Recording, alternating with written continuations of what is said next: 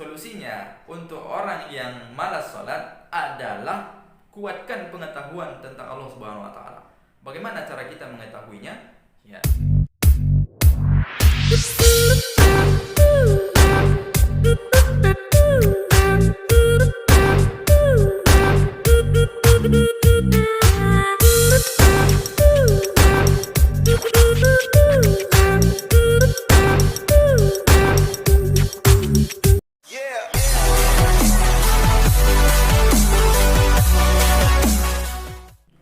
Assalamualaikum warahmatullahi wabarakatuh.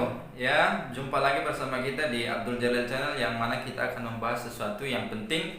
Dan ini sangat penting kalau pembahasan kali ini, karena ini berguna untuk kita sebagai anak muda ataupun anak mudi ataupun orang tua ataupun yang sudah tua. Dan ini adalah berlandaskan dari sebuah pertanyaan, kenapa seseorang itu malas sholat? Nah, itu dia. Kenapa seseorang itu malas sholat? Atau kenapa seseorang itu tidak mau sholat? Atau kenapa seseorang itu sholatnya bolong-bolong? Pertanyaan ini sebetulnya sangatlah simpel pertanyaannya, kalau jawabannya lumayan rumit. Maaf, bercanda.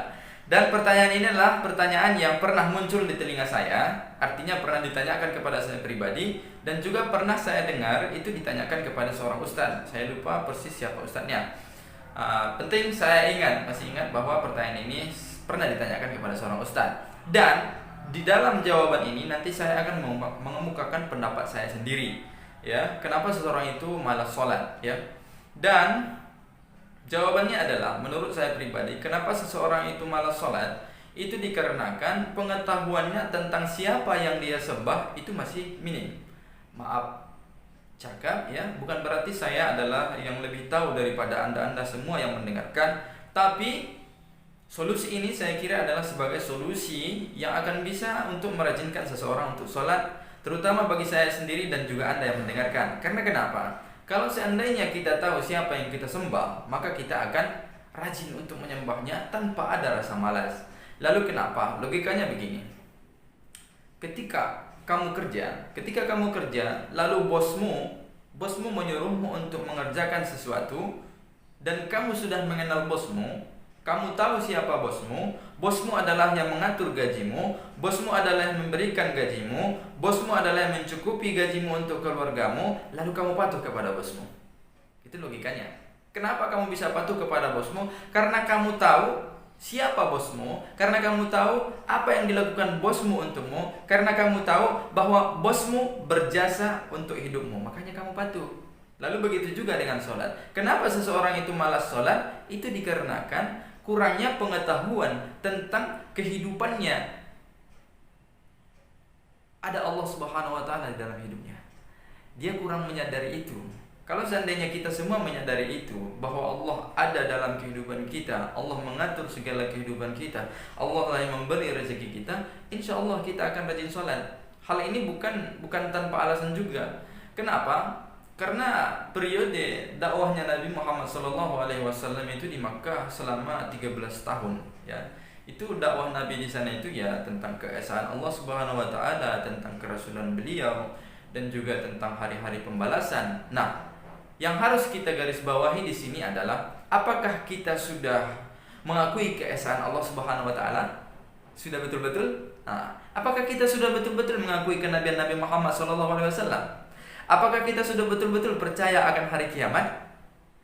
Itu pertanyaannya. Itu pertanyaan balik kepada orang-orang yang malas sholat, atau tidak rajin sholat, atau bolong-bolong sholatnya. Karena kenapa? Kalau seseorang itu ternyata masih ragu dengan keesaan Allah Subhanahu wa taala, ya wajar saja kalau sholatnya bolong-bolong, karena dia belum bisa dikatakan beriman sepenuhnya. Ya. Dan juga kalau seseorang itu belum betul-betul mengakui kenabian Nabi Muhammad SAW, bahwa Nabi Muhammad itu adalah utusan Allah Subhanahu wa taala, ya wajar saja dia menyepelekan sholat itu. Sementara sholat itu, Nabi Muhammad itu menjemputnya langsung kepada Allah Subhanahu wa taala. Ya, langsung. Sholat itu langsung diterima oleh Nabi Muhammad SAW. Ibaratnya begini, ketika seorang presiden ingin memberikan sesuatu kepada menteri-menterinya, kan bisa saja seorang presiden itu menyuruh ajudannya untuk memberikan kepada menterinya. Namun ternyata apa? Seorang presiden ketika menyuruh menterinya untuk menghadap beliau secara langsung tatap mata, itu berarti sesuatu itu penting. Nah, itu logikanya. Bukan berarti Allah itu presiden seperti di dunia ini, bukan. Artinya begini, artinya itu sangat penting. Ketika kita mengetahui kenabian Nabi Muhammad SAW dan kita menyadari itu dan kita beriman dengan itu, kita tidak akan menyepelekan sholat. Dan berikutnya adalah hari-hari pembalasan atau hari kiamat. Apakah kita sudah benar-benar mengimaninya? Apakah kita sudah benar-benar meyakininya? Ya, barangkali belum. Kalau memang sudah betul-betul meyakininya, dia akan tahu bahwa sholat itu adalah tanggung jawab yang besar untuk seorang muslim. Namun ternyata, ya begitulah. Mungkin ini masih kurang diimani dan kurang dipelajari untuk pribadi masing-masing di antara kita umat Islam. Karena kenapa? Kalau seseorang yang malas sholat itu mempelajari yang 3 ini saja, yaitu tentang keesaan Allah Subhanahu wa taala, tentang kenabian Nabi Muhammad SAW, tentang hari kiamat atau hari pembalasan, insya Allah dia akan rajin sholat. Dan untuk kita juga yang mendengarkan video ini, kalau ingin lebih rajin sholatnya, perkuat tauhid, karena kita tahu siapa yang kita sembah.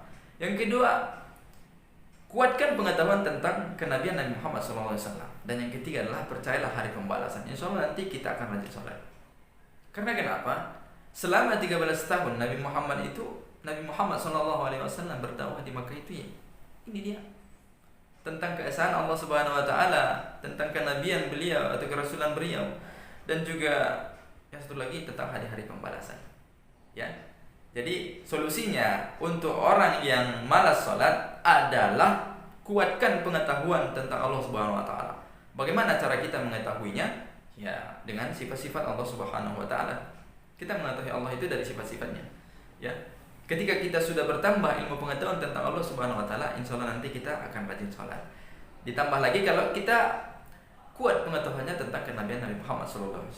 Nabi Muhammad itu menjemput sholat secara langsung, menjemput perintah sholat secara langsung. Dan perintah sholat itu diterima ketika para sahabat itu sudah meyakini Allah Subhanahu wa taala. Begitu juga dengan diri kita semuanya. Ketika kita sudah meyakini Allah Subhanahu wa taala adalah Tuhan kita, Tuhan yang Maha Esa, saat itu insyaallah kita akan rajin sholat. Kuncinya adalah perkuat tauhid melalui sifat-sifat Allah Subhanahu wa taala. Minimalnya sifat wajib. Minimal sifat wajib yang dirumuskan oleh Imam Al-Ghazali, yaitu yang 20. Itu harus kita pelajari. Agar pengetahuan kita tentang Allah Subhanahu wa taala semakin kuat dan sholat kita semakin taat. Nah, terima kasih untuk video kali ini. Terima kasih atas segala perhatiannya. Mohon maaf atas segala kekurangan. Wassalamualaikum warahmatullahi wabarakatuh. Jangan lupa luruskan niat hari ini.